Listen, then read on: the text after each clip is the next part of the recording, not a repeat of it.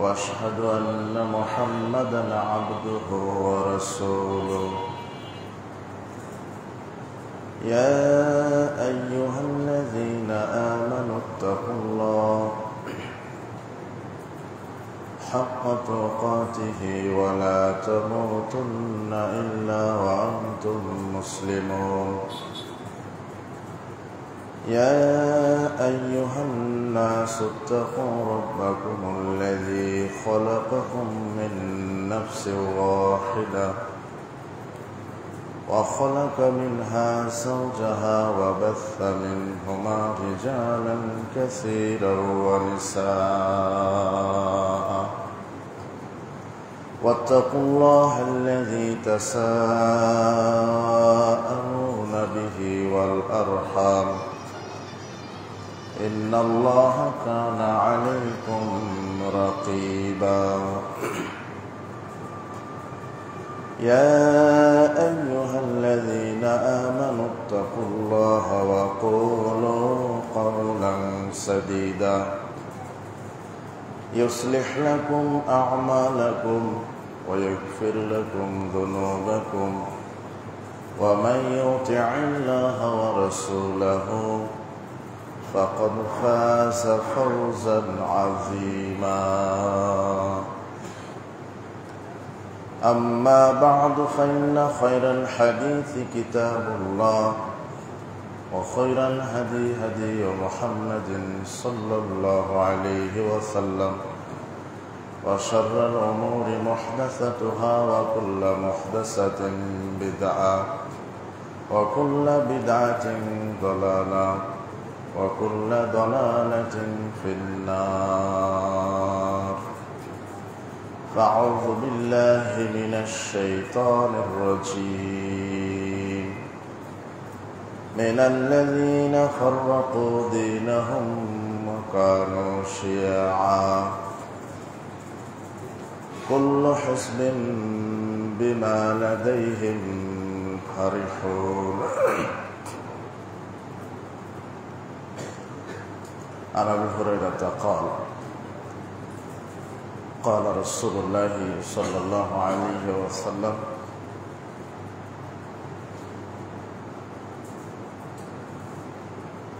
بدأ الإسلام غريبا وسيعود كما بدأ فطوبى للغرباء رواه مسلم.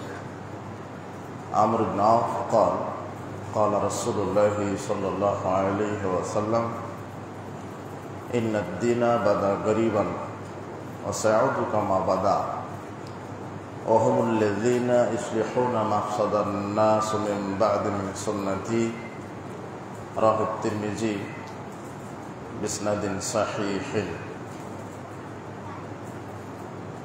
عن ثوبان قال رسول الله صلى الله عليه وسلم لا تزال طائفة من أمتي ظاهرين على الحق لا يضر من خذلهم حتى يأتي أمر الله وهم كذلك رواه مسلم.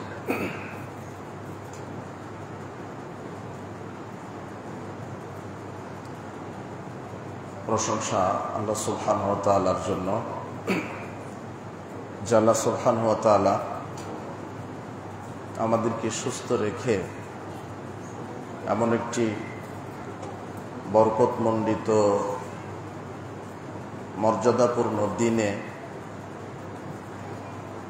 তার পবিত্র ঘর মসজিদে আসার সাধ্য অনুযায়ী 2 রাকাত করে নফল সালাত আদায় করার পর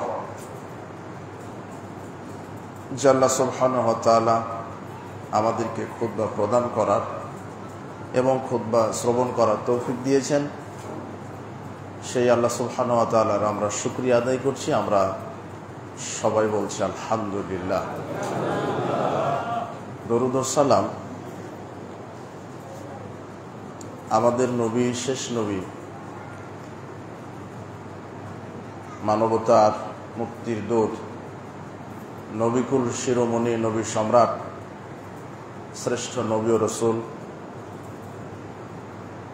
মুহাম্মদ সাল্লাল্লাহু আলাইহি ওয়াসাল্লামের প্রতি লাখো কোটি দরুদ ও সালাম বর্ষিত হোক।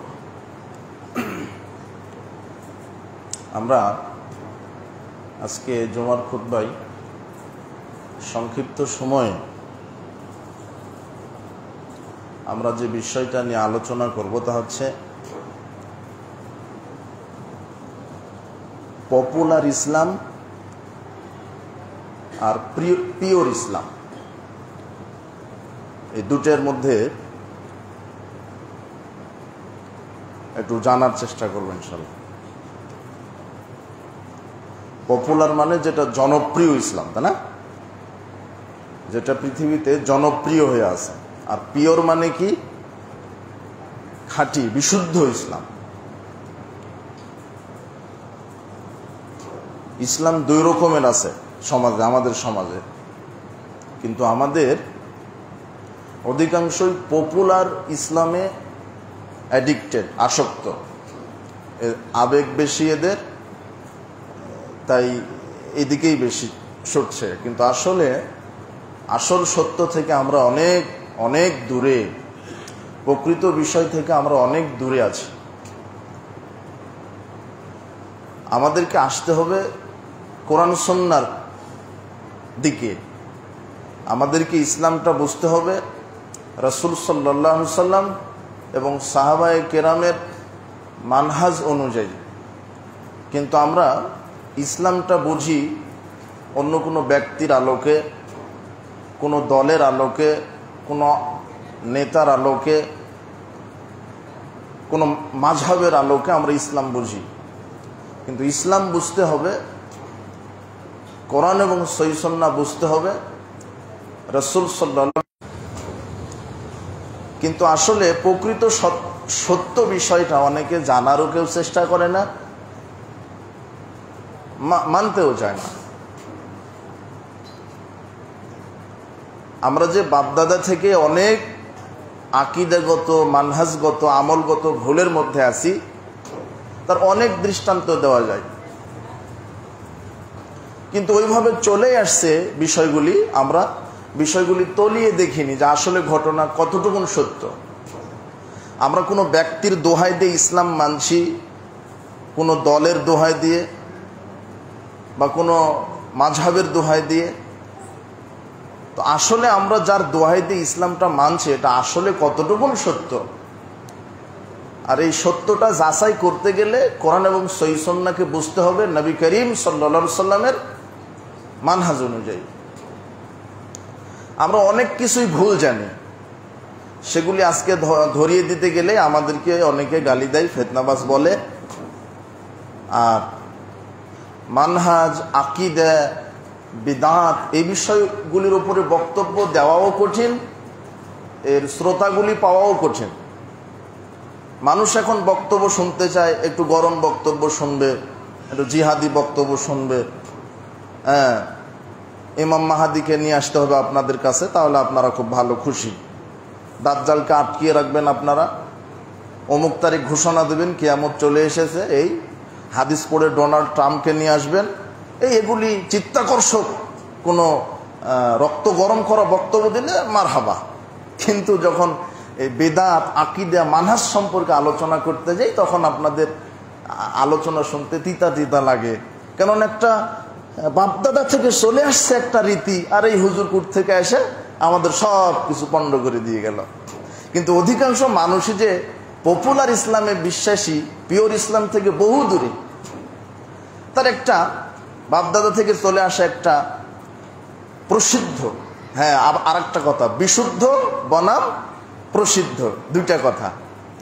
পিওর ইসলাম বনাম পপুলার ইসলাম, এগুলি ভাষা মনে থাকবে তো নাকি?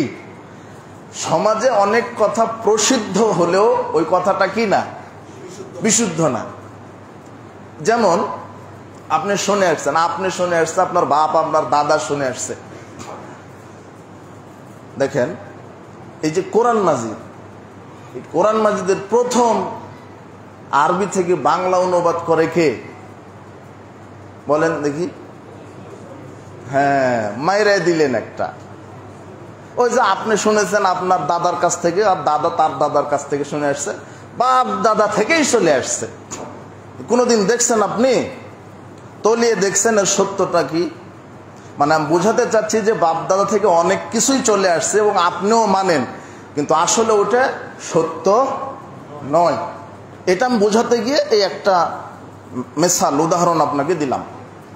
তার একটা কি যে 1000 শ্রোতা যদি থাকে তো আমার বিশ্বাস 950 990 জনই বলবে কি সেন, গিরিশচন্দ্র সেন, তাই না? আর 10 জন সঠিকটা বলতে পারে। আজকে গিয়ে সবাই দেখবেন ঘটনাটা কতটুকুন সত্য। কোরআন মাজিদের বাংলা অনুবাদ করে সর্বপ্রথম, তার নাম হচ্ছে মাওলানা আমির উদ্দিন নামের এক লোক, বসুনিয়া, আমির উদ্দিন বসুনিয়া, 1808 সালে। কত সালে? আজকেই দেখেন, আপনার জাতি তো মিথ্যা সিলেবাস আপনাকে মিথ্যা শিক্ষা দিচ্ছে। আপনার জাতি শিখাই দিচ্ছে ইমান মানে বিশ্বাস, মানে আবু জেহেল ইমানদার, মানে আবু জেহেল তো বিশ্বাস করে আল্লাহ আছে। কথা বুঝেননি? তো আমি তো জুমার খুতবায় আপনাকে বলা খুব কঠিন। তো ইমান মানে বিশ্বাস না, ইমান মানে স্বীকৃতি প্রদান করা। কি মানে? অন্তরে স্বীকৃতি, মৌখিক স্বীকৃতি, কর্মে স্বীকৃতি, এই তিনটার নাম বিশ্বাস। কিন্তু এই সিলেবাসে নাই, সিলেবাসে দেওয়াই হয় না। আমাদের ছেলেরা তাই জানে যে আমি তো আল্লাহকে বিশ্বাস করি, সালাত আদায় করলেও হবে, না না এটা ব্যাপার না। কিন্তু আমি যে ইমানদার এর বহিঃপ্রকাশ করবে কোন আমলের মাধ্যমে? আমি যে ইমানদার এর বহিঃপ্রকাশ হবে কিসের মাধ্যমে? আমলের মাধ্যমে। সালাত, সিয়াম, হজ, যাকাত। আবু জেহেল বিশ্বাস করতো যে আল্লাহ আছে, কাবা ঘরের গিলাফ ধরে বলছে আল্লাহ আমাদের বাপ দাদার ধর্ম ঠিক হলো, আমাদেরকে বদরে বিজয়ী দিও। তো আবু জেহেল কাকে বিশ্বাস করতো? হ্যাঁ, তো শুধু বিশ্বাসের নাম নয়, ইমান মানে তার মানে ভুল মেসেজ দিয়েছে জাতি আপনাকে। তো এটাও একটা ভুল মেসেজ দিয়েছে, কিন্তু আসল তথ্য থেকে আপনি বহু দূরে। ওই যে বাপদাদা থেকে চলে আসছে, বড় হুজুর বলে তাই ঠিক, জি না। মাওলানা আমির উদ্দিন বসুনিয়া 1808 সালে কোরআনের আংশিক আরবি থেকে বাংলা অনুবাদ করেন। এরপর 1836 সালে মৌলভী নাইমুদ্দিন ইনি কোরআনের পরিপূর্ণ অনুবাদ করেন। আজকে বিষয়টা যারা জানেন না জেনে নেবেন। কিভাবে জানবেন? আপনি তো অনেক কিছুই জেনে নেন, তাই না? 1 শতক জমি খারেজ হয়েছে কিনা ঢাকাতে হাইকোর্টে চলে যান না, কত কি, এগুলো জেনে নিতে হবে।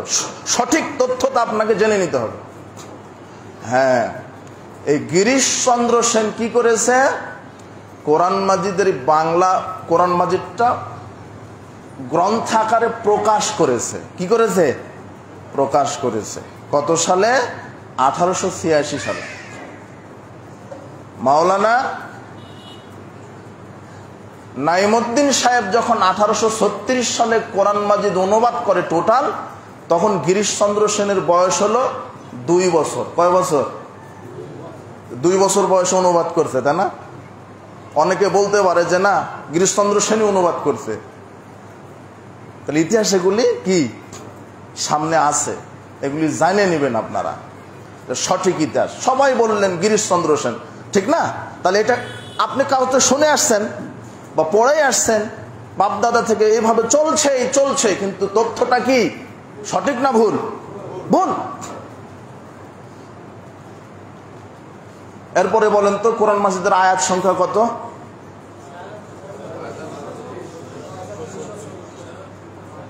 আপনারা কিছু মুসল্লি আছেন, এটা জানেন তো, কিন্তু ভরা মজলিসে জিজ্ঞাসা করলে কি মেরে দিবে? হ্যাঁ, ও শুনে আসছে যে, এবং যার কাছ থেকে শুনছে সেও কিন্তু বড় আন্তর্জাতিক খ্যাতি সম্পন্ন মুফাসসির, আন্তর্জাতিক খ্যাতি সম্পন্ন মুফাসসির। কথা বুঝেছেন? এরা কোরআন মাজিদের মার্কা খুঁজে পায়, এরা ডোনাল্ড ট্রাম্পকে খুঁজে পায়,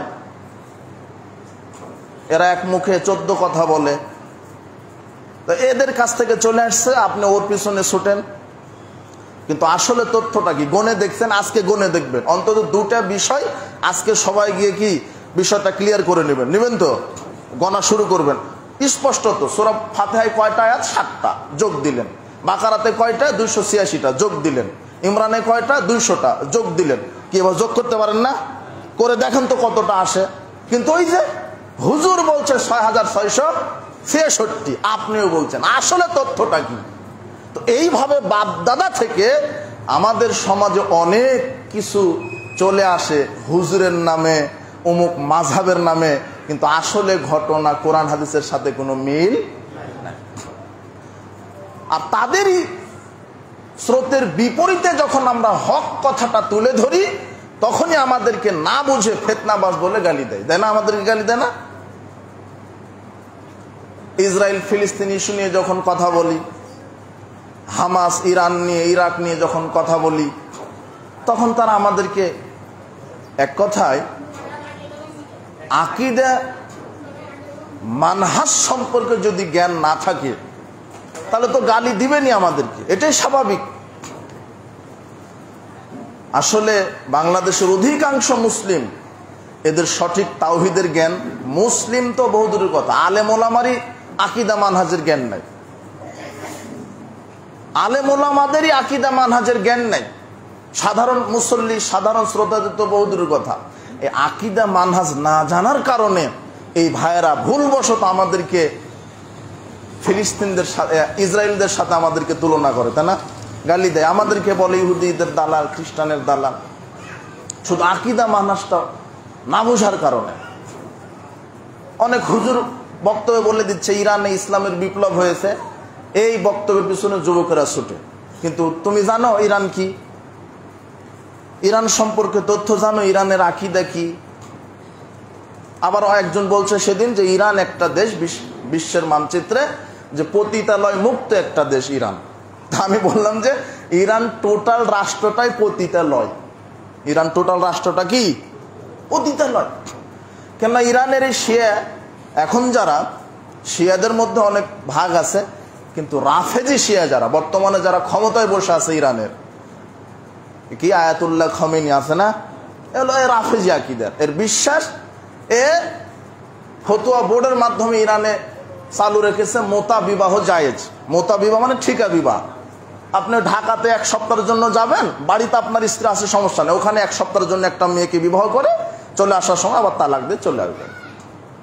রাজশাহীতে গেলেন, চট্টগ্রামে গেলেন 5 দিনের জন্য, ওখানে এটাকে মোতা বিবাহ বলা হয়। তো এই বিবাহ যেই দেশে কায়েম থাকবে, সে দেশে আলাদা পতিতালয়ের দরকার আছে? অথচ রাসূল সাল্লাল্লাহু আলাইহি ওয়াসাল্লাম বিদায় হজের ভাষণে মোতা বিবাহকে হারাম করে দিয়েছেন, একেবারে হারাম। এটা জায়েজ করে রেখেছে। শিয়াদের আকীদা এটা একটা। এরা বর্তমানে আমাদের কোরআন মাজিদকে এরা বিশ্বাস করে না, বলে যে না কোরআন তো আপনার এটা বিলুপ্ত, বিকৃত কোরআন, এই কোরআনের এটা ঠিক নয়। আর এই ইরানের শিয়াদের আকীদা সব সাহাবী কাফের, 2-1 3 বাদে। আবু বকর, ওমর, উসমান রাদিয়াল্লাহু তাআলা আনহুম আজমাইন, এরা সবাই কাফের, নাউযুবিল্লাহি মিন যালিক। ওরা ওই আবু বকরের, আপনি গোটা ইরান খুঁজেন, কোন আবু বকর ওমর নামের কোনো ব্যক্তি পাবেন না। কুকুরের নাম রাখে আবু বকর, তারা ওমর, টয়লেটে নাম রাখে তাদের। তো এগুলি কথা, অনেক তথ্য। এখন ইরানের টার্গেট হচ্ছে এই মক্কা মদিনাকে দখল করবে এরা। আপনাকে ইতিহাস জানা লাগবে, অযথা আমাদেরকে গালি দেন কেন ভাই? সেই উমাইয়া খেলাফাত, উসমানীয় খেলাফাত, ফাতিমীয় খেলাফাত, আব্বাসীয় খেলাফাত ধ্বংসের পিছনে মূল হোতা কারা ছিল একটু পড়বেন আপনারা। আমি বক্তৃতা দিয়ে তো আধা ঘন্টার বক্তৃতা আপনাকে বোঝাতে পারবো না। তাতারিরা যখন বাগদাদ আক্রমণ করলো, সমরকন্দ, বোখারা, আপনার সিরিয়া, ইয়ামান যখন আক্রমণ করেছিল তাতারিরা, এই ইতিহাসগুলো একটু পড়েন আপনারা। সর্বশেষ বাগদাদ যখন আক্রমণ করলো, তখন এই হালাকু খানকে সহযোগিতা করেছিল কে? কে করেছিল জানেন? এই আপনার দুলা ভাই, চাচাতো ভাই, খালাতো ভাই, এই শিয়া মামুরা, ইরানের দালালেরা। কথা বুঝেছেন কি? আপনি তার ছাপাই গান, আর আমরা তার বিরুদ্ধে কথা বললে আমাদেরকে গালি দেন। ইসরায়েল ইরান যুদ্ধ হলো, সমর্থন করবেন কাকে? দোটানায় পড়ে গেছে, দুজনেই জালেম, দুজনেই কি বইমাতৃও ভাই, এদের বাপ একটা, মা এদের কি দুইটা। আর না বললে তো বুঝতে পারবেন না আপনারা, বলাও লাগে খারাপ ভাষাতেও, না বললে বুঝতেও পারবেন না। এরা মধ্যপ্রাচ্যে চাচ্ছে তাদের আধিপত্য বিস্তার করতে। ইরান চাচ্ছে, যা হ্যাঁ ইরানই সিরিয়াকে ধ্বংস করেছে, ইরাকের সাদ্দামকে ফাঁসি দিয়ে মারছিল কারা? আজকে এগুলো সব তথ্য জানবেন আপনারা। এই আমেরিকার সহযোগিতায় এই ইরান সাদ্দামকে কি করছিল? মারছিল। কেন মারছিল? এই সাদ্দাম চাইছিল যে আমারও কিছু মিসাইল আমরা তৈরি করি, পারমাণবিক বোমা আমরা একটু তৈরি করি, একটু শক্তিশালী হই। ইরান চিন্তা করলো সর্বনাশ, সাদ্দামের কাছে যদি অস্ত্র থাকে তো ও আমাকে মেরে দিবে। দেখেন, স্বার্থের জন্য এক মুসলিম আর এক মুসলিম কি করছে? মেরে দিচ্ছে। কার সহযোগিতায় মারলো সাদ্দামকে? আমেরিকার সহযোগিতায়, এই ইসরায়েলের সহযোগিতায়। এখন আবার এই ইরান আর ইসরায়েল যুদ্ধ হচ্ছে, আর আপনি তাদের সাফাই গান। ইরানের টার্গেট ইহুদিদেরকে তো আমরা ঘৃণা করি, আল্লাহ তাদের উপরে অভিশাপ দিয়েছেন, আমরা এটা বিশ্বাস করি। তারা আজ হোক আর কাল হোক বিশ্বের মানচিত্র থেকে লাঞ্ছিত হবে ইনশাআল্লাহ, এটা তো আমরা বিশ্বাস করি, সত্য কথা। ইহুদিরা লাঞ্ছিত, দরিবাত আলাইহিমুদ্দিল্লাহ আইনামা সুকিফু, আল্লাহ বলছেন ওরা যেখানে থাক ওরা লাঞ্ছিত হবে, পদদলিত হবে, আজ হোক আর কাল হোক হবেই। আজকে আপনি না পারলে আপনার ছেলে, না পারলে তার ছেলে, না পারলে আর একটা রাষ্ট্র, আজকে মুসলিম 57টা রাষ্ট্র না পারলে এমন একটা রাষ্ট্র হবে, এমন একটা নেতা আসবে, না পারলে ইমাম মাহাদি আসবে, আসবেই। মুসলমানের পিটানির চোটে এই ইহুদির সন্তানেরা, মুসলমানদের পিটানির চোটে এই ইহুদি সাম্রাজ্যবাদী হায়নার দলেরা পলায়ন করেও এরা বাঁচতে পারবে। গাছের আড়ালে পালাবে, পাথরের নিচে লুকাবে, কিন্তু সেদিন আল্লাহ পাথরকে জবান দিয়ে দিবেন। পাথর বলবে ইয়া মুসলিমুন ইয়া আব্দুল্লাহ তাল ফাকতুলহু, এই যে আমার পিছনে এই যে লুকিয়ে আছে এই জানোয়ার, এই ইহুদি, এই সাম্রাজ্যবাদী সন্ত্রাসী, একে তোমরা ধরো, একে তোমরা হত্যা করো। এগুলি হাদিস তো আমরা বিশ্বাস করি। এগুলি হাদিস বলে মাঠ গরম করে আপনাকে এগুলি নিয়ে আসা লাগবে না, এগুলি সত্য, আজ হোক আর কাল হোক হবেই। কিন্তু আপনি দুদিনের 2টা যুদ্ধে আপনি এই সমর্থন করে কি করলেন? আমাদেরকে গালি দিলেন শুধু এতটুকুন। মার্চ ফর গাজা হলো, মনে হচ্ছে যে ফিলিস্তিনকে এরা বিজয় করেছে মার্চ ফর গাজাতে, কিন্তু মার্চ ফর গাজা করতে গিয়ে মার্চ ফর সৌদি আরব করে ফেলেছে এরা। কথা বুঝেছেন? মার্চ ফর গাজা, এরা ওখানে গিয়ে সৌদি আরবের বিরুদ্ধাচরণ করছে।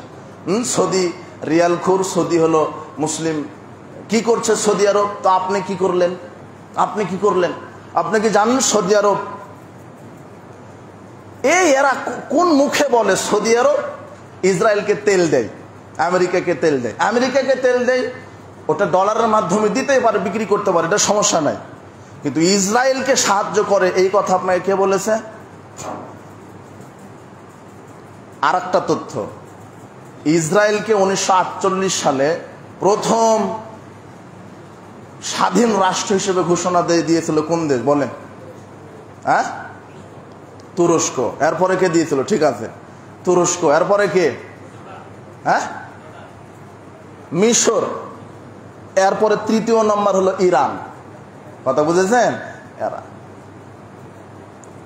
এখন যুদ্ধ হচ্ছে কেন? যারা ভাই হিসেবে কবুল করে নিল তারাই যুদ্ধ করে কেন? স্বার্থ। তারা চাচ্ছে, ইরান চাচ্ছে যে আমার আধিপত্য কায়েম হোক, ইসরায়েল চাচ্ছে যে আমার আধিপত্য কায়েম হোক। আর আপনি এখানে কোথায় আমাদেরকে গালি দিলেন? দালাল ইসি, আপনি আকিদা মানহাজ জানেন না। এই আকিদা মানহাজের জ্ঞান না থাকার কারণে আমাদেরকে আপনি গালি দিচ্ছেন। সঠিক তথ্যটা আপনাকে জানতে হবে। এই ইরানের আজও আকিদা, এরা এখন ওই যে বললাম উসমানীয় খেলাফা, উমাইয়া খেলাফা, আব্বাসীয় খেলাফা, এরাই ধ্বংস করেছে। বাগদাদ আক্রমণে হালাকু খানকে এই শিয়ারা সহযোগিতা করেছে। এখন এদের টার্গেট সিরিয়াকে ধ্বংস করেছে, আফগানিস্তানকে ধ্বংস করেছে, ইয়ামানকে ধ্বংস করেছে এই ইরান, এই শিয়ারা। আপনি তথ্য নেন এগুলি। আজকে ওদের মূল টার্গেট হলো মক্কার মদিনাকে দখল করা। এরা যদি মক্কা মদিনাকে দখল করতে পারে তাহলে সর্বপ্রথম এরা আবু বকরের কবর খনন করবে। কি করবে? করে ওকে ফাঁসি দিবে। আর আয়েশা রাদিয়াল্লাহু তাআলার কবর খনন করে ওর হাড় হাড্ডি উঠায়া, হাড় হাড্ডি হোক আর ওইভাবেই হোক উঠায়া ওকে হলো রজম করবে। কি করবে? রজম কেন করে? বিবাহের পরে জেনা লিপ্ত হলে কি করা লাগে? এই আপনার এই দুলা ভাইদের আকিদা, শিয়া ইরানের আকিদা যে আয়েশা রাদিয়াল্লাহু আনহা জেনাকারিনী মহিলা, ওকে মক্কা মদিনা আমরা ঢুকতে পারলে ওর কবর খনন করে ওকে উঠায়া রজম করব। আর আপনি এর সাফাই গান বলেন নাউজুবিল্লাহি মিন জালিক। ঈমান আছে? নাই। এই বিকৃত বিশ্বাসীদের আপনি সাফাই গান। আপনি শুধু দোয়া করবেন আল্লাহ যেন পৃথিবীর সমস্ত কুফরি শক্তির বিরুদ্ধে, ইসলামী ষড়যন্ত্রের বিরুদ্ধে মুসলিমদেরকে যেন ঐক্যবদ্ধ হওয়ার তৌফিক দান করে। এই দোয়াটা করেন। আমি একটা কথা বলতে গিয়ে চলে আসলাম। আসলে আমি বলতে চাচ্ছিলাম যে যেগুলি চলে আসছে সংবাদ দাদা থেকে, আপনার মিডিয়াতে বলেন, বড় হুজুর বলেন, অমুক দল বলেন, চলে আসছে, আপনি যাচাই করেন যে আসলে সত্যটা কি। ঘটনা অনেক প্রসিদ্ধ আছে পৃথিবীতে, কিন্তু প্রসিদ্ধ হলেও সেগুলি কি না, বিশুদ্ধ না। আমাকে বিশুদ্ধ তথ্য গ্রহণ করে সেটা মানতে হবে। আপনি দেখেন আপনি কার বক্তব্য শুনছেন। বক্তব্য শুধু শুনলে হবে না। আজকে বাংলাদেশের মানুষ তো আবেগী মানুষ। ওই যে প্রথমে বললাম একটু অগ্নিঝরা বক্তব্য, এলেম কালাম থাকার না থাক, খুব ইংলিশ বলতে পারছে আর খুব চিত্তাকর্ষক আকর্ষণীয় বক্তব্য দেয়, খুব ভালো। কিন্তু ভিতরে যে তার মানহাজটা এত পচা, তার আকীদাতে এত নষ্ট, যার আকীদা বিশুদ্ধ নয় তার আমলের 5 পয়সা কোনো দাম নাই। আপনি বক্তব্য শোনেন, বক্তব্য শোনারও তো মানহাজ আছে। মুহাম্মদ ইবনে শিরিন রাহিমাহুল্লাহ তিনি বলছেন, ইন্না হাযাল ইলমুদ্দিন, এই কোরআন হাদিসটা হলো দ্বীনের মূল ভিত্তি।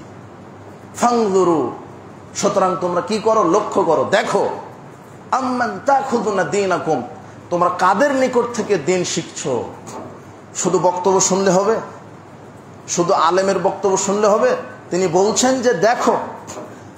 আর মুহাদ্দিসগণ কোনো কথা বলেছেন তাদের নিজের মন গড়া কথা নয়। আপনি বলবেন এটা তো মুহাম্মদ বিন শিরিনের তাবিঈ বিদ্যান, তার বক্তব্য, কিন্তু আল্লাহ নিজে বলছেন এই যে হাদিস জাল, জয়ীফ, মুনকার, এটা গ্রহণীয়, এটা বাতিল, এগুলি যে করা হয়, এই তথ্যটা আল্লাহ শিখিয়ে দিয়েছেন। আগে এই তথ্যটা মুহাদ্দিসগণ জানতো না, কিন্তু কোরআন থেকে এই তথ্য মুহাদ্দিসগণ নিয়েছেন। সূরা হুজরাতের 6 নম্বর আয়াত আল্লাহ বলছেন, ইয়া আইয়ুহাল্লাযীনা আমানু, হে বিশ্বাসীগণ, ইন জাআকুম ফাসিকুম বিনাবাইন ফাতাবায়ানু, যখন কোনো ফাসিক যেই হোক কোনো খবর তোমাদের সামনে নিয়ে আসবে, সেটা কি করো, যাচাই করো। কি করবেন? যাচাই করবেন। এই আয়াতের ভিত্তিতে মুহাম্মদ বিন শিরিন বলছে, সুবহানাল্লাহ, কোরআন আর হাদিসকে সংরক্ষণের দায়িত্ব স্বয়ংকার আল্লাহ। মুহাম্মদ বিন শিরিন রাহিমাহুল্লাহ বলছেন, লাম ইয়াকুনু ইয়াসআলুনা আনিল ইসনাদ, এতদিন হাদিসের সনদ সম্পর্কে আমরা কাউকে জিজ্ঞাসাই করতাম না।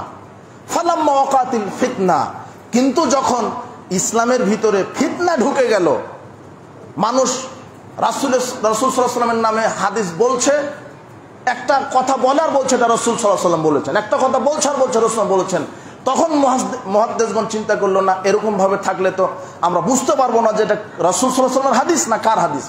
তখন মুহাদ্দিসগণ বলছেন, ক্বালু সাম্মু লানা রিজালাকুম, আচ্ছা তুমি যে হাদিসটা বললে কার কাছ থেকে শুনেছো? তা উমরের কাছ থেকে। চলো অমুক, তুমি কার কাছ থেকে শুনেছো? অমুক। তুমি কার কাছ থেকে? অমুক। তুমি কার কাছ থেকে? অমুক সাহাবী। অমুক সাহাবী কার কাছ থেকে? অমুক সাহাবী। তিনি কার কাছ থেকে? মুহাম্মদ সাল্লাল্লাহু আলাইহি ওয়াসাল্লাম। এই যে সনদটা যখন পেয়ে গেল, তখনই সেটা সহিহ হাদিস। আর যখন দেখা যায় সনদই নাই, এমনি মেরে দিছে যে নারীদের দিকে তাকালে চোখের জ্যোতি বেড়ে যায়, এটা হাদিস আছে? তো হাদিস আছে, কিন্তু হাদিসটা কি?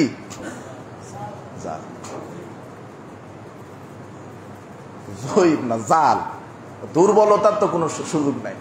এবং হাদিস বলে দিচ্ছে সবাই। কত যে বলছে যে এক শাসক কবুতর উড়াইছে, শাসকের যিনি মন্ত্রী তিনি বলছেন রাসূল সাল্লাল্লাহু আলাইহি ওয়াসাল্লাম কবুতর উড়ানোকে খুব পছন্দ করতেন। মানে ওই শাসককে খুশি করার জন্য মেরে দিচ্ছে মন্ত্রী সাহেব ফতোয়া, কিন্তু কি এটা হাদিস নয়। এইভাবে ঢুকে গেছে হাদিসের, রাসূল সাল্লাল্লাহু আলাইহি ওয়াসাল্লাম নাম দিয়ে ঢুকে গেছে। আবার অনেক কিছু অন্ধ, আমি রাগ করে বলি, টেরা মানুষ, এরা বলে হাদিস আবার জাল হয়, হাদিস আবার জয়ীফ হয়। তো রাসূল বলছেন আমার পরে 30 জন নবী আসবে, কিন্তু ভণ্ড। কি? তো নবী আবার কোনোদিন ভণ্ড হয়? কথা বুঝেননি? নবী আসবে, রাসূল বলছেন আমার ওফাতের পরে 30 জন কে আসবে? কিন্তু কি নবী? তো নবী হলে আবার ভণ্ড হবে কেমন করে? কথা বুঝেননি মনে হয়। তার মানে হাদিস জাল হয়। কোন হাদিস? যেটা রাসূল সাল্লাল্লাহু আলাইহি ওয়াসাল্লাম বলেননি, অথচ কোনো মাওলানা তার নামে বলে দিয়েছে একটা হাদিস, রাসূলের নাম দিয়ে চালায় দিয়েছে। তাহলে ওই হাদিসটা রাসূলের হাদিস নয়, ওই হাদিসটা কি হাদিস? জাল হাদিস, বাতিল হাদিস।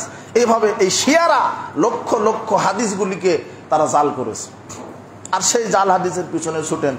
তো দুর্ভাগ্যজনক হলেও সত্য যে বর্তমান আমাদের দেশের যারা আমল করছে, এদেশে তারা যে আমলগুলি করছে এটা জাল হাদিস দ্বারাও প্রমাণিত না, শুধু তাদের ওই বড় আলেমদের নাম ভাঙিয়ে বলছে অমুক আলেম করে, অমুক দলে আছে, অমুক মাযহাবে আছে। এই যে জায়নামাজে দাঁড়িয়ে যে আপনি দোয়া বলেন, জায়নামাজের দোয়া, এটা আজকে আপনার এই পাবনাতে সবচেয়ে বড় যে আলেম তাকে জিজ্ঞাসা করবেন এই জায়নামাজের দোয়া পৃথিবীর কোন হাদিসের কিতাবে আছে? সহি না, জয়ীফ না, কি হাদিস চাইবেন? একটা জাল। হাফেজ সাহেব যে বলছে কোরআন তেলাওয়াত শেষে সাদাকাল্লাহুল আজিম, তাহলে যে বলছে তাকে বলবেন যে সহি লাগবে না, জয়ীফও লাগবে না, এটা পৃথিবীর কোন হাদিসের কিতাবে আছে এই সাদাকাল্লাহুল আজিম কোরআন তেলাওয়াত শেষে বলা লাগবে? এটা কি হাদিস চাইবেন? জাল। এই যে পায়ের সাথে পা মিলানো, আপনি 4 আঙ্গুল আঘাত ফাঁকা রেখে দাঁড়ান, সব তো কোনো না কোনো দোহাই দিয়ে দাঁড়াচ্ছে তারা যে আমি অমুক দলের লোক, আমার নেতা অমুক। কথা বুঝেননি? তো তাদের জিজ্ঞাসা করেন যে একটা জাল হাদিস আমাকে দেখান যে রাসূল সাল্লাল্লাহু আলাইহি ওয়াসাল্লাম আধা হাত ফাঁকা রেখে দাঁড়িয়েছেন। মানে এমন কিছু কিছু আমল করছে দেশের মানুষ, সেটা হাদিস দ্বারাও কি না, সহি জয়ীফ তো বহুদূর কথা, কি নাই। এই যে শেষ বৈঠকে আপনি আশহাদু আল্লা ইলাহা ইল্লাল্লাহ আশহাদু আন্না মুহাম্মাদুর রাসূলুল্লাহ বলেন না, একবার টপ করে জাগায় দেন, টপ করে কি করেন, নামিয়ে দেন। এটা তো চলে আসছে, আপনার দাদা করছে, তার দাদা, মুফতি, মাওলানা সবাই করে, কিন্তু কোনোদিন যাচাই করছেন যে এটা আসলে আছে কোথায়? এই টপ করে একবার জাগানো, একবার নামানো, সহিটাও নাই, জয়ীফও নাই, কি নাই, জালও নাই। কি আছে হাদিসে? রাসূল সাল্লাল্লাহু আলাইহি ওয়াসাল্লাম শুরু থেকে শেষ পর্যন্ত এভাবে আস্তে করে ইশারা করতেন, আর ওই সময়তে তার দৃষ্টি থাকতো নখের উপরে। এটা হাদিস দ্বারা আছে শুরু থেকে শেষ পর্যন্ত। আপনি নাসাই 1275 নম্বর হাদিস দেখেন, আপনি মুসলিমের 1335 1338 নম্বর হাদিস দেখেন, আয়নার মতো দেওয়া আছে। রাসূল সাল্লাল্লাহু আলাইহি ওয়াসাল্লাম কোরআন তেলাওয়াত শেষে সুবহানাকা আল্লাহুম্মা বিহামদিকা আশহাদু আল্লা ইলাহা ইল্লা আনতা আস্তাগফিরুকা ওয়া আতুবু ইলাইক, এই দোয়াটা বলেছেন। কোথায় আছে? নাসাই আস-সুনানুল কুবরার 10140 নম্বর হাদিসে আছে। এগুলি হাদিসে আছে, রাসূল সাল্লাল্লাহু এগুলি করেছেন। তো আমরা যে আমলগুলি করছি এটা রাসূল সাল্লাল্লাহু আলাইহি ওয়াসাল্লামের হাদিস দ্বারাও প্রমাণ নয়, সহিহ জয়ীফ তো বহুদূরের কথা, আরবিতে লেখাই হয়নি হাদিসের কিতাবে। হুজুর বলছে মহিলারা বুকের উপরে বাঁধবে, পুরুষ নাভির নিচে বাঁধবে, হুজুর বলছে না। আর যে বলছে সে সবচেয়ে বড় হুজুর, সবচেয়ে বড় হুজুর সে। তাহলে ওই হুজুরকে ধরেন যে হুজুর এই হাদিসটা কোথায় আছে? সহিহ না, জয়ীফ না, কি হাদিস দেখতে চাইবেন হুজুরের কাছে? এটা জাল হাদিস দেখান যে হুজুর মহিলারা বুকের উপরে বাঁধবে আর পুরুষ নাভির নিচে বাঁধবে, এটা পৃথিবীর কোন হাদিসের কিতাবে? এটা আরবিতে লেখা আছে, আমি সহি চাচ্ছি না, জয়ীফ না, একটা দেখালে হলো। আরবিতে, আরবিতে লেখাই নাই। ওই যে আপনাকে বলেছে কান চিলে নিয়ে চলে গেছে, তখন আপনি দৌড়ানো গল্প শুনেননি নাকি?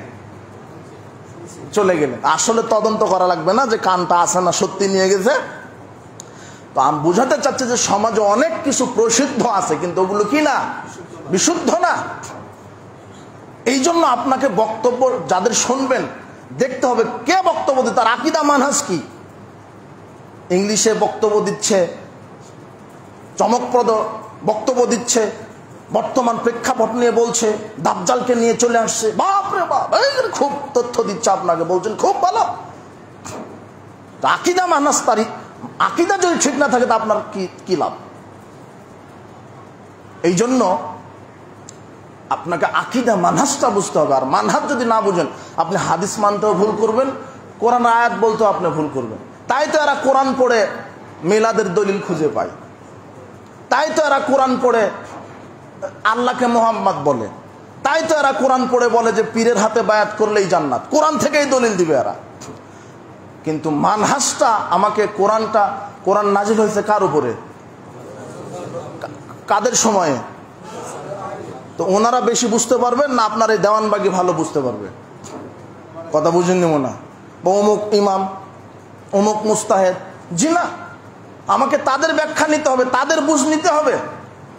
কিন্তু এই মানহাজটা ঠিক না থাকার কারণে আজকে কোরআন থেকে দলিল দিচ্ছে ফামা ইয়াহদিল্লাহ ফাহুয়াল মুহতাদ, সূরা কাহফে আছে 17 নম্বর আয়াত। আল্লাহ যাকে হেদায়েত দেয় সে হেদায়েত পায়, ওয়া মা ইউদ্লিল ফালান তাজিদ লাহু ওয়ালিয়াম মুরশিদা, আর যাকে পথভ্রষ্ট করেন তার কোনো মুর্শিদ নাই। কাজেই যারা পথভ্রষ্ট তারা মুর্শিদের বায়াত নেবেন, মুর্শিদ আপনাকে বায়াত করে জান্নাতের সার্টিফিকেট দিয়ে জান্নাতে ঢুকায় দেবে। এই যে কোরআনে মুর্শিদের দলিল পাওয়া গেল, মুর্শিদ মানে পীর, মেরে দিল ফতোয়া, যে দিচ্ছে সে আলেম, কোরআনের আয়াত। আপনিও বলছেন বাপরে বাপ, কোরআনে মুর্শিদের কথা আছে, কিন্তু মুর্শিদ মানে পথ প্রদর্শক, হেদায়েত দানকারী। তো হেদায়েত দানকারী হলো আলেম না আল্লাহ? আরে হেদায়েত দেওয়ার ক্ষমতা নবীদেরও নাই, হেদায়েত দিতে পারে একমাত্র কে? মুহাম্মদ সাল্লাল্লাহু আলাইহি ওয়াসাল্লাম তার চাচাকে গিয়ে বলছেন, আবু তালেব, মনে আছে না সিরাত যারা পড়ছেন, ইয়া আম্মি, হে আমার চাচা, লা ইলাহা ইল্লাল্লাহ, বলেন একবার লা ইলাহা ইল্লাল্লাহ, আশহাদু লা ইনদাল্লাহ, আমি সাক্ষ্য দিব আল্লাহর কাছে, আল্লাহ আমার চাচা আমাকে ছোট থেকে লালন পালন করেছে, আমাকে নিরাপত্তা দিয়েছে, আমার চাচা আমার সামনে লা ইলাহা ইল্লাল্লাহ বলেছে, আমি সাক্ষ্য দিচ্ছি, আপনি আমার চাচাকে জান্নাত দেন আল্লাহ, চাচা একবার বলেন লা ইলাহা ইল্লাল্লাহ, আমি সুপারিশ করব। এইভাবে যখন পিড়াপিড়ি করছিলেন তখন সূরা কাসাসের 56 নম্বর আয়াত আল্লাহ নাযিল করে বলছেন, ইন্নাকা লা তাহদি মান আহবাবতা, মুহাম্মদ সাল্লাল্লাহু আলাইহি ওয়াসাল্লাম, তুমি তোমার চাচাকে ভালোবাসো বলে তুমি হেদায়েত দিবে নাকি? দেখেন আল্লাহর ভাষাটা দেখেন, ওয়ালাকিন্নাল্লাহু ইয়াহদি মান ইয়াশা, আরে হেদায়েতের একচ্ছত্র ক্ষমতা আমি আল্লাহ। আল্লাহু আকবার। নবীরও ক্ষমতা হয়নি তার চাচাকে হেদায়েত দেওয়ার, ক্ষমতা কার? আল্লাহ। নূহ আলাইহিস সালাম তার ছেলেকে হেদায়েত দিতে, ইব্রাহিম আলাইহিস সালাম তার বাপকে, লূত আলাইহিস সালাম তার স্ত্রীকে পারেনি, অথচ নবীর স্ত্রী হয়েও লূতের স্ত্রী কোথায় যাবে? ইব্রাহিমের বাপ আজার নবীর বাপ, নবী যে আবুল আম্বিয়া নবীদেরও বাপ, কথা বুঝেননি মনে? নবীদের বাপ কে? ইব্রাহিম, তার বাপ আজার, নবীর বাপ হয়েও কোথায় যাবে? হেদায়েত দিতে পেরেছেন? কিন্তু এই যে বায়েসাদের পাগড়ি পরে যারা এই খানকায় বসে থাকে, এরা আপনাকে বলে দিবে যে এই যে পীর ধরার দলিল, কোরআন থেকেই মেরে দিবে। মানহাজটা না বুঝলে এই সমস্যা, মানহাজ না বুঝলে মেলাদের দলিল পাবে। ইয়া আইয়ুহাল্লাযীনা আমানু, কি ওই একটা আহজাবের, হে বিশ্বাসীগণ তোমরা কি করো, ইন্নাল্লাহা ওয়া মালাইকাতাহু ইউসাল্লুনা আলান নবী, নিশ্চয় আল্লাহ দরুদ পড়ে, ফেরেশতারাও দরুদ পড়ে। দেখছেন আয়াতের অর্থ দেখেছেন? ইন্নাল্লাহা, নিশ্চয় আল্লাহ, ওয়া মালাইকাতিহি, এবং আল্লাহর ফেরেশতাগণ, ইউসাল্লুনা আলান নবী, নবীর উপরে কি পড়ে? দরুদ পড়ে। হয়েছে? অনুবাদ হয়েছে না? নবীর উপরে যদি আল্লাহ দরুদ পড়ে তাহলে কিরকম হবে দেখেন তো, আল্লাহুম্মা সাল্লি আলা মুহাম্মদ, আল্লাহ বলবেন, হে আল্লাহ তুমি মুহাম্মাদের উপরে কি বর্ষণ করো? শান্তি রহমত বর্ষণ করো। তাহলে আল্লাহ আবার কোন আল্লাহকে বলছেন? বুঝেননি মনে হয় কথা। আল্লাহ যদি দরুদ পড়ে তাহলে আল্লাহকে বলতে হবে না আল্লাহুম্মা সাল্লি আলা মুহাম্মদ? তাহলে আল্লাহ আবার কোন আল্লাহকে বলছেন যে আল্লাহ তুমি মুহাম্মাদের উপরে কি করো? তার মানে এই যে সল্লু সালাহ শব্দের অর্থটা আমাকে বুঝতে হবে। সাহাবায়ে কেরাম কিভাবে ব্যাখ্যা করেছেন? সালাত মানে শুধু সালাত নয়, দরুদ নয়, সালাত মানে রহমত। কি? আরবিতে সালা, বাংলাতে রহমত, অনুগ্রহ, দয়া, কথা বুঝেছেন কি? ক্ষমা। তাহলে এখন অনুবাদ করেন যে আল্লাহ তার নবীর উপরে অনুগ্রহ বর্ষণ করেন। সুবহানাল্লাহ, অনুবাদ ঠিক হলো না? এরপরে অনুবাদ করেন ফেরেশতারা আল্লাহর কাছে নবীর অনুগ্রহের জন্য প্রার্থনা করে। সুবহানাল্লাহ, এটা হলো সাহাবীদের বুঝ। কিন্তু মানহাজটা যদি আপনার ঠিক না থাকে তাহলে আপনি বলে দিবেন যে নবীও দরুদ পড়ে, ফেরেশতারাও কি পড়ে না, আল্লাহও নবীর উপরে দরুদ পড়ে, ফেরেশতারাও দরুদ পড়ে। তা আল্লাহ আবার কোন আল্লাহর কাছে বলবেন আল্লাহ মুহাম্মদকে ক্ষমা করো? আর এই আয়াত দিয়েই হুজুর কিসের দলিল মেরে দিল? মেলাদের। ইয়া নবী সার আল্লাহ মেলাদ পড়ে, আরো সে ফেরেশতাকে নিয়ে আল্লাহ মেলাদ পড়ে, জিলাপি বিরিয়ানি বিতরণ করা শুরু করে দিল। ইয়া নবী সালামু আলাইকুম, রুমাল একটা লাগায় দিল, বলছে এখন নবী হাজির, হাজির নাজির। কি আকীদা! এই যে মানহাজটা যদি না বুঝেন তাহলে এখানে আপনার সমস্যা। তো বলছিলাম যে মুহাম্মদ বিন সিরিন বলছে তদন্ত করো, বক্তব্য কার থেকে শুনছো। আল্লাহ বলছেন কোন ফাসেক যদি কোনো তথ্য নিয়ে আসে সেটা কি করে দেখতে হবে, যাচাই করে দেখতে হবে। আর এই আয়াতের আলোকেই মুহাদ্দিসগণ হাদিসগুলি যাচাই শুরু করেছেন। তখন তাদের মাইক্রোস্কোপ যন্ত্রে ধরা পড়েছে এই হাদিসটা প্রসিদ্ধ না বিশুদ্ধ। কথা কি বুঝতে পেরেছেন? আর এখন আমরা ওই কথাটাই বলি, আমরা কোনো পুরো মানে নতুন কথা বলি না, এগুলি সব কি পুরনো কথাই, কিন্তু ইতিহাস আমাদের জানা নাই। ওই যে হুজুর যা বলে তাই মনে করি ইসলাম, ইতিহাস আমাদের সঠিকটা জানা নাই। মুহাদ্দিসগণ এই আয়াতের উপরে ব্যাখ্যা করেই সঠিকটা জাতির সামনে দেওয়ার চেষ্টা করেছেন। তাই তো ইমাম আবু হানিফা রাহিমাহুল্লাহ নির্যাতিত হয়েছেন, ইমাম মালিক, ইমাম শাফি, ইমাম আহমদ বিন হাম্বল তারা নির্যাতিত হয়েছেন তারা সঠিকটা উপস্থাপনা করার জন্য। আল্লাহ সুবহানাহু ওয়া তাআলা নিজে বলছেন তোমরা তদন্ত করো, কোনো ফাসেক যদি কোনো সংবাদ নিয়ে আসে সেটা তোমরা তদন্ত করো। আর সাহাবায়ে কেরাম এই বিষয়ে এত চৌকস ছিলেন যে কোন একজন সাহাবীর কাছে যদি কোন একজন সাহাবী কোনো হাদিস বর্ণনা করতেন আর সে যদি সেটা না জানতো তাহলে দলিল না পাওয়া পর্যন্ত সাহাবীকে ছাড়তেন না। সাহাবীরা কত হুঁশিয়ার ছিলেন। একটা আপনাকে দেখাই, আবু সাঈদ খুদরি রাদিয়াল্লাহু আনহু বলছেন যে কুনতু মাজলিসিন ফি মাজালিসিল আনসার, আমি একদা আনসারের বৈঠকে বসেছিলাম, আনসারদের একটা বৈঠকে বসেছিলাম। ইজা মূসা কান্নাহু মাজউরুন, হঠাৎ করে আবু মূসা আশআরী রাদিয়াল্লাহু আনহু তিনি আমাদের বৈঠকে আসলেন, দৌড়াতে দৌড়াতে হাঁপাতে আসলেন। এসে বলছেন যে ইস্তাআজানতু আলা উমর সালাসান, আমি উমর রাদিয়াল্লাহু আনহুর বাড়িতে গেছিলাম, 3 বার সালাম দিয়েছি। ফালাম ইউজান লি ফারাজাতু, উমর রাদিয়াল্লাহু আনহু আমাকে কোনো সাড়া শব্দ করলেন না, আমি চলে আসলাম। এই কথা বৈঠকে বলতে বলতেই উমর রাদিয়াল্লাহু আনহু বৈঠকে উপস্থিত। তখন উমর বলছে মা মানাকা, এই আবু মূসা তোমাকে কে বাধা দিয়েছে আমার বাড়িতে ঢুকতে? তখন আবু মূসা বলছেন যে ইস্তাআজানতু সালাসান, আমি তো আপনার কাছে 3 বার অনুমতি চেয়েছিলাম, 3 বার আপনার বাড়িতে গিয়ে সালাম দিয়েছি, আসসালামু আলাইকুম রাহমাতুল্লাহ, আসসালামু আলাইকুম, আসসালামু আলাইকুম। ফালাম ইউজান লি, আমাকে অনুমতি দেওয়া হয়নি, ফারাজাতু, আমি ফিরে এসেছি।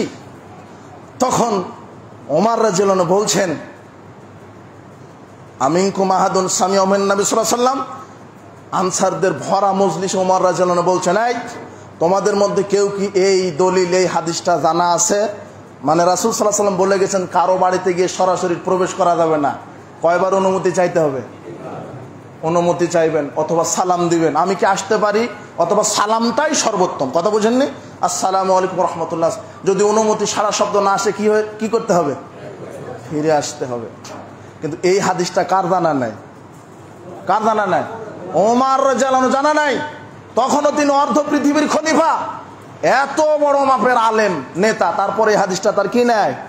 জানা নাই। তার মানে এখান থেকে আমি পরে ওটা বলছি। ওমর রাদিয়াল্লাহু আনহু বলছেন এই বৈঠকে ভরা মজলিসে এই হাদিসটা কার জানা আছে?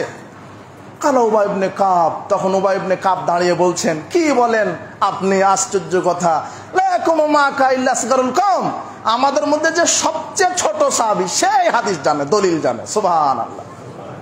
কুনতু আসগারুল কওম। তখন আবু সাঈদ খুদরি বলছেন আমি চট করে দাঁড়িয়ে গেলাম, গিয়ে বলছি আখবারতু উমর আন্না নবী সাল্লাল্লাহু আলাইহি ওয়াসাল্লাম কালা যালিক। তখন তিনি বলছেন হ্যাঁ আল্লাহর নবী বলেছেন কারো বাড়িতে গিয়ে 3 বার অনুমতি নিতে হবে, না নিলে ফিরে আসতে হবে। এই যে দেখেন ওমর রাদিয়াল্লাহু আনহু দলিল চাচ্ছেন।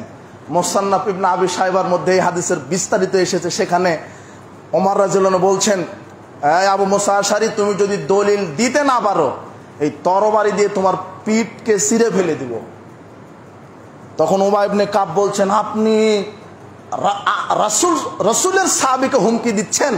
তখন ওমর বলছে আসলে এটা তো হুমকি ঠিক আছে, কিন্তু আমি মনে করছি যে রাসূলের নামে কেউ বানিয়ে কোনো হাদিস ইসলামের মধ্যে ঢুকালো কিনা, আমি এই তদন্তটা করার জন্য শক্ত ভূমিকা নিয়েছি। সুবহানাল্লাহ। দেখেছেন সাহাবীরা কত সতর্ক ছিলেন যে রাসূলের নামে আপনি একটা হাদিস বলবেন আর পার পেয়ে যাবেন।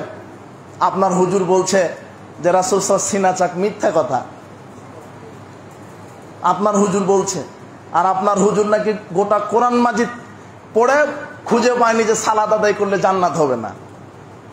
কোথাও নাকি পায়নি হুজুর আপনার মুফাসসির। ও বলছে যে আমি কোরআন মাজিদ টোটালটা পড়ে কোথাও পেলাম না যে সালাত আদায় করলে জান্নাত হবে, এই কথা আল্লাহ বলেননি। তখন আমি চিন্তা করলাম সর্বনাশ, সে তো এমনিতেই চলে, এর না সিরাত পড়া আছে না কোরআন জানা আছে, এমনিতেই মুফাসসির, আন্তর্জাতিক খ্যাতি সম্পন্ন মুফাসসির। অথচ সূরা মুমিন পড়া শুরু করুন, মুমিনুন কদ আফলাহাল, জানা নাই হাফিজ সাহেব নাই, আল্লাযিনা হুম ফি সালাতিহিম খাশিউন। এভাবে বলতে বলতে দেখবেন উলাইকা হুমুল ওয়ারিসুন, আছে না, ওয়ারিসুনাল জান্নাতাল,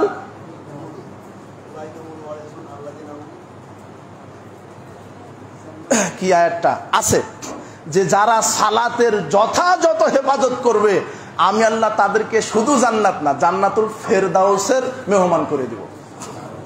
এই আয়াতটা তার জানা নাই, ও পায়নি এটা। আর রাসূল সিনাচাক মানে ওপেন হার্ট সার্জারি এখন বর্তমানে যেটা বলা হয়, মানে এই থুতনির এখান থেকে চিরে ফেলে নাভি পর্যন্ত চিরে কলিজাকে বাহির করে অপারেশন করা ওপেন হার্ট সার্জারি। কথা বুঝেছেন কি?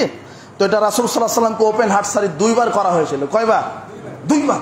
একবার হালিমার কাছে থাকা অবস্থায় বাচ্চাদের সাথে খেলাধুলা করছিল, তখন জিবরাইল এসে ওপেন হার্ট সার্জারি করেছেন। আর একবার মিরাজে নিয়ে যাবেন, তখন ইমানকে পরিপূর্ণ করতে হবে।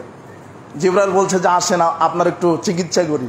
ওপেন হার্ট সার্জারি করে হার্ট কলিজাটা বাহির করে ইমান দ্বারা তাকে পরিপূর্ণ করে তারপরে জিবরাইল তাকে মেরাজে নিয়ে গেছেন। সুবহানাল্লাহ। সব বুখারী মুসলিমের হাদিস, অথচ মুফাসসির সাহেব বলছে মিথ্যা কথা। নেন এবার। তখন আমার চিন্তা ধরে না আসলে এরা কি চাই।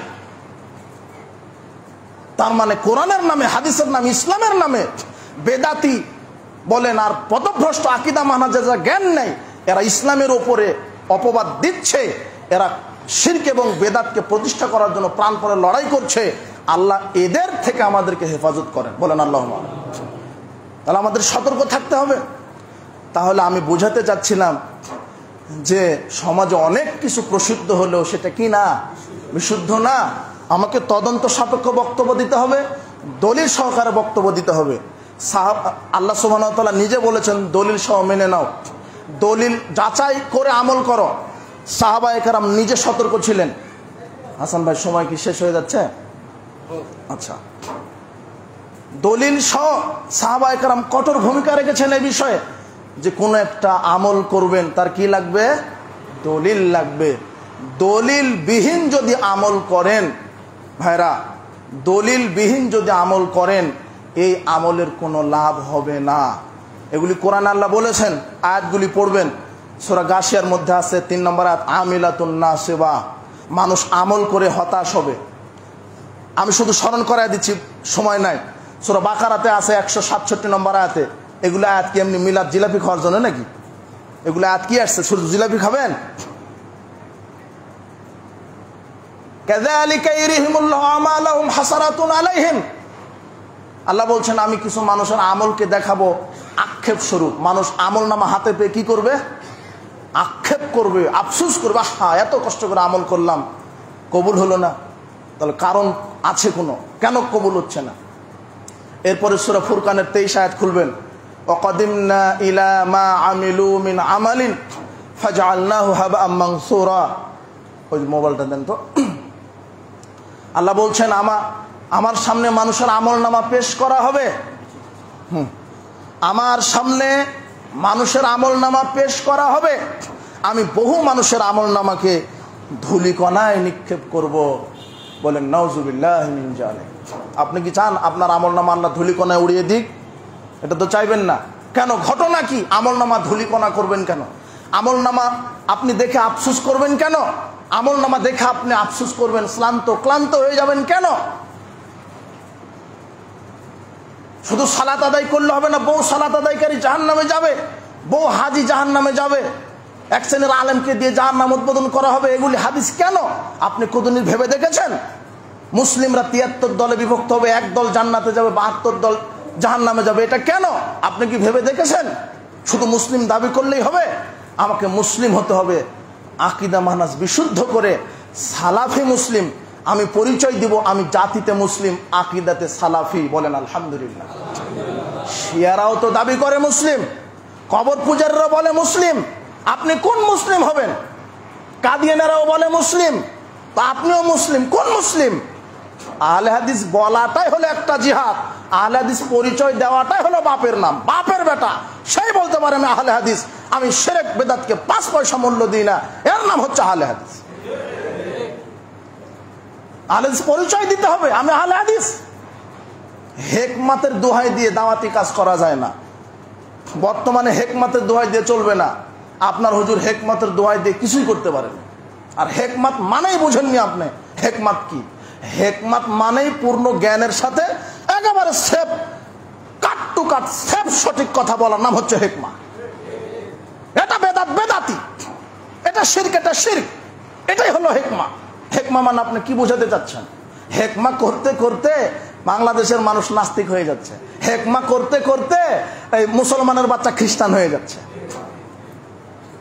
এই হেকমাতের দোহাই দিয়ে, এই হেকমাতের আমার কোনো দরকার নাই। সব কোরআন হাদিস মানতে হবে, সালাফদের আকীদা মানহাজ থাকতে হবে, তাহলে আপনার আমল ঈমান কবুল করবেন ইনশাআল্লাহ।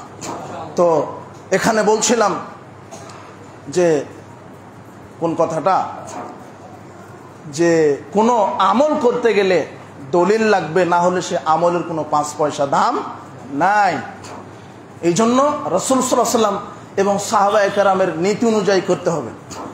অনেক মাযহাবী ভাইয়েরা ভুল বুঝেন, মাযহাবের দোহাই দিয়ে তারা মাযহাবের নাম ভাঙিয়ে অনেক আমল করেন, কিন্তু সে আমলের সাথে কোনো তাদের ইমামদেরও কোনো সম্পর্ক নাই। অথচ মাযহাবের দোহাই দিয়ে চলছে। আপনাদেরকেও আমরা পড়াশোনা করতে বলবো, বেশি বেশি পড়বেন যে আপনাদের ইমামগণ কি বলেছেন। আমরা মাযহাবকে তুচ্ছ করি না, মাযহাব থাকতেই পারে, থাক না। আমরা আপনাদের ইমামকে তুচ্ছ করছি না, কোনোদিনই করিনি। ইমাম আবু হানিফা রাহিমাহুল্লাহ সম্মানের সাথে আমরা উচ্চারণ করি, ইমাম শাফি রাহিমাহুল্লাহ। কিন্তু আপনি যখন ইমাম ইবনে তাইমিয়ার নাম নেন তখন তো কাফের বানায় ফেলেন আপনি। আপনার কেন এত সংকীর্ণতা? আশ্চর্য কথা। ইমাম আবু হানিফা রাহিমাহুল্লাহ কি বলেছেন? ইমাম ইবনুল কাইয়িম আল জাওজিয়া, আমি শুধু বলে দিই আপনারা একটু পড়বেন। ইলামুল মুওয়াক্কিন 2য় খণ্ডের 145 পৃষ্ঠাতে লিখেছেন, ইমাম আবু হানিফা রাহিমাহুল্লাহ বলছেন, লা ইয়াহিল্লু লিআহাদিন, ওই ব্যক্তির জন্য হালাল হবে না, আয়াখুযা বিকাউলিনা, আমাদের কোনো কথা গ্রহণ করা হালাল হবে না, মা লাম ইয়ালাম, যতক্ষণ না সে না জানে, মিন আইনা আখাযনাহু, আমরা কোথায় থেকে ওই কথাটা বললাম। ইমাম আবু হানিফা একটা চমৎকার কথা বলেছেন। তিনি বলছেন যে ওই ব্যক্তির জন্য আমাদের কথা মানা, শোনা, গ্রহণ করা ততক্ষণ হালাল হবে না যতক্ষণ না আমার কথা আমি কোথায় থেকে বললাম এটা সুস্পষ্ট না হবে। সুবহানাল্লাহ। অর্থাৎ ইমাম আবু হানিফা রাহিমাহুল্লাহর কথা কি কোরআন হাদিসে আছে? তার মানে তিনি বোঝাতে চাচ্ছেন আমার কথা যদি কোরআন সুন্নাহর সাথে মিলে যায় তখন কি করো? মানো। আর যদি আমার, কেননা ইমাম আবু হানিফা 80 হিজরিতে জন্মগ্রহণ করেছেন, 150-এ মৃত্যু। তার সময়ে হাদিসের কিতাবগুলি ওইভাবে সংকলিত ছিল না, তাই তিনি অনেক সময় রায় কিয়াসের আশ্রয় নিয়েছিলেন। এই জন্য ইমাম আহলের রায় বলা হয় তাকে। এই জন্য তিনি শেষ সময় এসে বলেছেন, তারিখু বাগদাদ,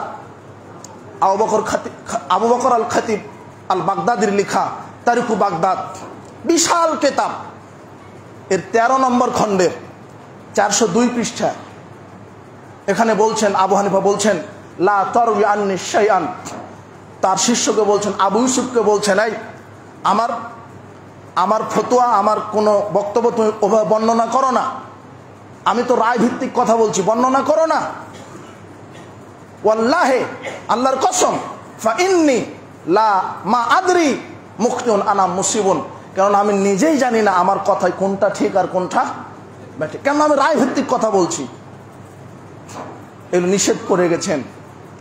সেই ইমামদের নাম ভাঙিয়ে আপনি সমাজে এমন কিছু করছেন যেটা ইমামের সাথে সম্পৃক্ত না, যেটা ইমাম আবু হানিফা বলেই জাননি। ইমাম আবু হানিফা সব বলে গেছেন কোন দুটা কিতাব অনুসরণ করতে, কোরআন আর হাদিস। কিন্তু আমাদের ভাইরা সেটা বুঝতে চান না। কোরআন হাদিসে থাকার পরও ওদের মাযহাবে যদি না থাকে তাহলে হাদিসকে তারা মানতে চায় না। আমাদের আকাবিররা এটা বলেনি, দেখেছেন, আমি কটাক্ষ করছি না, আমি ইমাম আবু হানিফাকে শ্রদ্ধা করি। আমাদের বক্তব্যগুলি ভুল করে ভুলভাবে মিডিয়াতে নিক্ষেপ করা হয়। এটা আমরা দোহাই দিয়ে বলছি আপনাদেরকে, এরকম করবেন না, আমাদের বক্তব্য কাটছাট করবেন না। ইমাম আবু হানিফা নিজে বলেছেন, আব্দুল হক শাহরানী মিজানুল কুবরা প্রথম খণ্ডের 163 পৃষ্ঠায় তিনি বলছেন, ইয়াকুম ওয়াল কাউল ফি দীনিল্লাহি বির-রায়। দেখেন কথাগুলি, ইমাম আবু হানিফা বলছেন, খবরদার, ইসলামের ওপরে বক্তব্য দিতে গিয়ে নিজের মন মতো বক্তব্য দিতে তোমরা পারবে না, রায় মতো বক্তব্য দিতে পারবে না, বাপদাদার দোহাই দিয়ে বক্তব্য দেওয়া যাবে না, বড় হুজুরের দোহাই দিয়ে বক্তব্য দেওয়া যাবে না। আলাইকুম বিত্তিবাইস সুন্নাহ, তোমাদেরকে অবশ্যই রাসূলের সুন্নাহ অনুযায়ী আমল করতে হবে। এটা কে বলেছেন এই কথা? ইমাম আবু হানিফা রাহিমাহুল্লাহ। তারপরে শেষ বাক্যে বলছেন, ফামান খরাদা আনহা দল্লা, যে ব্যক্তি সুন্নাহ থেকে মুখ ফিরিয়ে নেবে সে পথভ্রষ্ট হয়ে গেল। বলেন নাউজুবিল্লাহি মিন যালিক। এগুলো ইমাম আবু হানিফার বক্তব্য। ইমাম মালিকের একটু বক্তব্য শোনাই। শারহ মুক্তাসার খলিল কারখি, এটা একটা কিতাব, 21 নম্বর খণ্ডের 213 পৃষ্ঠায় তিনি বলছেন, ইন্নামা আনা বাশারুন, আমার অনুসারীরা শোনো, আমি একজন মানুষ মাত্র, উখতিউ ওয়া উসিবু, আমি ভুলও বলি সঠিকও বলি, ফাংজুরু ফিরায়, আমার কথাগুলিকে তোমরা তদন্ত করো। কি করো? তদন্ত করো। ফাইন ওয়াফাকা মিনাল কিতাবি ওয়াস সুন্নাহ, যদি কোরআন সুন্নাহর সাথে আমি ইমাম মালিকের কথা মিলে যাই, ফাখুযুহু, সেটা কি করো? মেনে নাও, গ্রহণ করো। ওয়া মা লাম ইউফিকহুমা, আর যদি আমার কথা যদি কোরআন সুন্নাহর উল্টা হয়, ফাতরুকুহু, তাহলে সেটা নিক্ষেপ করো, সেটা মানার কোনো প্রয়োজন নেই। তাহলে ইমাম মালিক কি তার মাযহাব মানার প্রতি উদ্বুদ্ধ করলেন না কোরআন সুন্নাহ? ইমাম শাফি চমৎকার কথা বলছেন, আল খোলাসা ফি আসবাবিল ইখতিলাফ ওয়াত তাকলিদ 108 পৃষ্ঠাতে তিনি বলছেন যে, ইযা রাআইতা কালামি, যখন তুমি দেখবে আমার কথাকে, ইউখালিফুল হাদিসা, হাদিসের উল্টা দেখবে। হাদিস কোরআন পড়তে গিয়ে যখন দেখবে আমি ইমাম শাফির কথা উল্টা, হাদিস এটা বলছে, ইমাম শাফি ওটা বলছে, ফাদরিবু বিল হায়াতি কালামাল হায়াত, তখন আমার কথাটা দেওয়ালে নিক্ষেপ করো। কোথায় নিক্ষেপ করো? আমি ইমাম শাফির আর মূল্য নাই, হাদিসের কথা মূল্য। কার কথা? ইমাম শাফির কথা মূল্য বেশি না রাসূল সাল্লাল্লাহু আলাইহি ওয়াসাল্লামের? ইমাম শাফি আগে আসছেন না রাসূল সাল্লাল্লাহু আলাইহি ওয়াসাল্লাম? রাসূল সাহাবারা এনার আগে আসছেন না? 4 মাযহাব আসছে আগে। কথা বুঝেননি? আমি মাযহাবকে কটাক্ষ করছি না, আপনি শাফি থাকেন, হানাফি থাকেন। আরে প্রকৃত হানাফি, বাংলাদেশে প্রকৃত হানাফি পাওয়াই কঠিন। কেউ ব্রেলভির আকীদা আছে, কেউ সুফির আকীদা আছে, কেউ মাতুরিদি আশারি আকীদা আছে, অথচ সঠিক হানাফি তো সেই ইদা সাহাল হাদিস ফাওয়া মাযহাবি, যখন মানুষ সহিহ হাদিস মানবে সেটাই হলো আবু হানিফার মাযহাব। এই জন্য আমরা আহলে হাদিসের বাচ্চা, আমরা বুক খুলে বলি, পৃথিবীর মাটিতে যদি খাঁটি হানাফি থাকে তাহলে আমরাই খাঁটি হানাফি। আলহামদুলিল্লাহ, আমরা সহিহ হাদিস মানি, আমরা বাপদার দোহাই দিয়ে কিছু মানি না, বড় হুজুর বা আকাবিরের দোহাই দেই না। হ্যাঁ, আমরা 4 ইমামকে সম্মান করি, চিরদিনই সম্মান করব, এখনো করি। আমরা 4 ইমাম কেন, আরো ইমাম, সকল ইমামকে মানব ততক্ষণ যতক্ষণ তাদের কথা কোরআন সুন্নাহ অনুযায়ী হবে। আর আমরা কোন ইমামকে 5 পয়সা দাম দিব না যদি তাদের কথা কোরআন সুন্নাহ বিপরীত হয়ে যায়। কথা বুঝেছেন কি? আমার কাছে কোরআন সুন্নাহ, আল্লাহ বলছেন ইত্তাবিউ মা উনজিলা ইলাইকুম মির রাব্বিকুম, তোমাদের উপরে যেটা নাজিল হয়েছে সেটার অনুসরণ করো।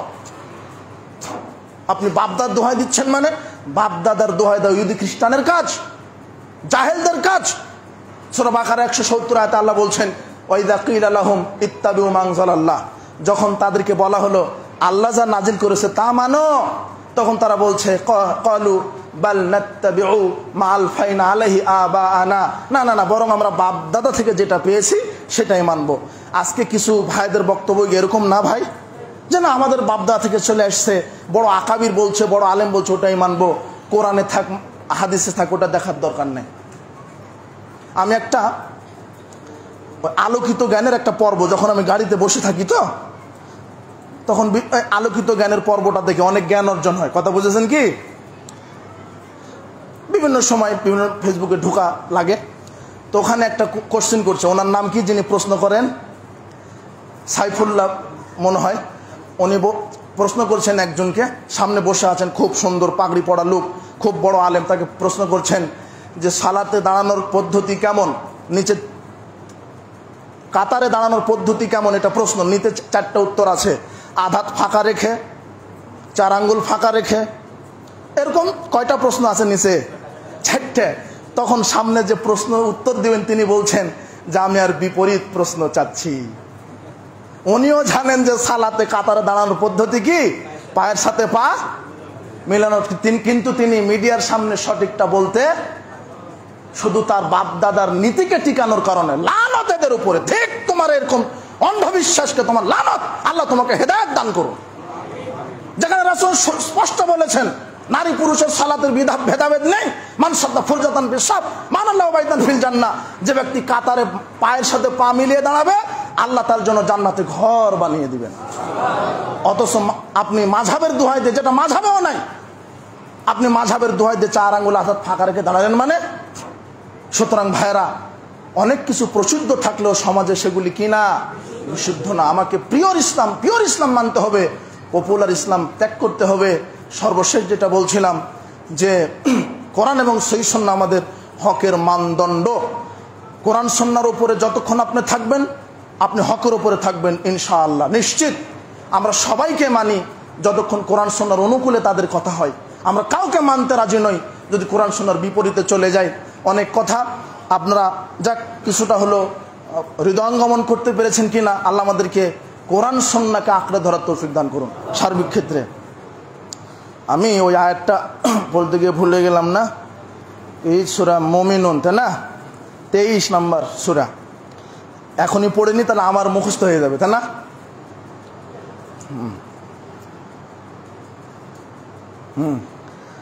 9 নম্বর আয়াত, ওয়াল্লাযীনা হুম আলা সালাওয়াতিহিম ইউহাফিজুন, আর যারা নিজেদের সালাতের প্রতি যত্নবান হয়, হেফাজত করে, উলাইকা হুমুল ওয়ারিসুন, এরাই হলো উত্তরাধিকারী হবে, আল্লাযীনা ইয়ারিসুনাল ফিরদাউস, এরা আল্লাহ এদেরকে ফিরদাউস, জান্নাতুল ফিরদাউসের উত্তরাধিকারী করে দিবেন।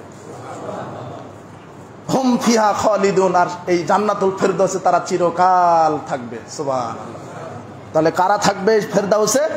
আল্লাযীনা হুম আলা সালাওয়াতিহিম, যারা তাদের সালাতকে কি করে। তো মুফাসসির সাহেব আয়াতে খুঁজে পায়নি। দুঃখ লাগে আমাদের। আল্লাহ এদেরকে সঠিক বুঝ দান করুন, এদেরকে সঠিক আকীদা মানহাজ বোঝার তৌফিক দান করুন। যাক, অনেক আক্ষেপের সাথে কথা বলতে হয়। কোরআন সুন্নাহর স্পষ্ট দলিল থাকার পরও আমাদেরকে আপনারা গালি দেন, তখন কষ্ট লাগে। তো এগুলো আমরা গালি মনে করি না, গালি তো দিবেনই, রাসূল সাল্লাল্লাহু আলাইহি ওয়াসাল্লামকে গালি দিয়েছেন। আল্লাহ আমাদের যারা গালি দেন সবাইকে সঠিকটা বোঝার তৌফিক দান করুন, তাদেরকে হেদায়েত দান করুন, কোরআন সুন্নাহর আলোকে তাদেরকে আমল করার তৌফিক দান করুন। আল্লাহ তুমি, আবারও দোয়া করছি, তুমি পৃথিবীর সালাফি মুসলিমদেরকে খাসভাবে এদের উপর রহমত বরকত নাজিল করো, এদের উপর নিরাপত্তা নাজিল করো। গোটা মুসলিম বিশ্বকে তুমি কুফরি, বেদাতি, শিরকি এদের বিরুদ্ধে তুমি এদেরকে ঐক্যবদ্ধ হওয়ার তৌফিক দান করো।